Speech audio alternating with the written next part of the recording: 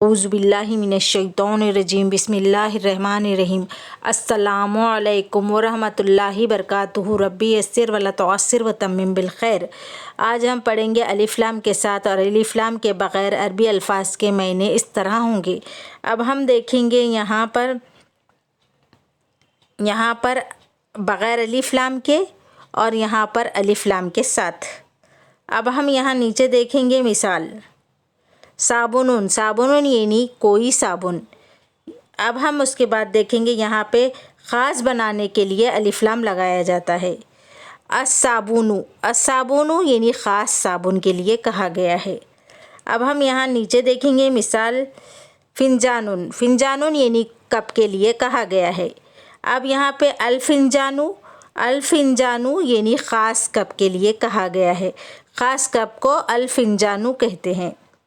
अब हम उसके बाद तीसरी मिसाल देखेंगे यहाँ पर शायुन, शायुन यानी चाय। अब हम उसके बाद देखेंगे तीसरे पर अशायु, अशायु यानी ख़ास चाय। मिसाल के तौर पर जैसे अदरक की चाय, ये ख़ास चाय हो गई। अब हम यहाँ नीचे देखेंगे माउन, माउन यानी पानी। अब हम यहाँ देखेंगे अलिफ लाम लगाए बाद अलमाऊ, अलमाऊ यानी ख़ास पानी। जैसे मिसाल के तौर पर आबे ज़मज़म, आबे ज़मज़म का पानी ख़ास पानी।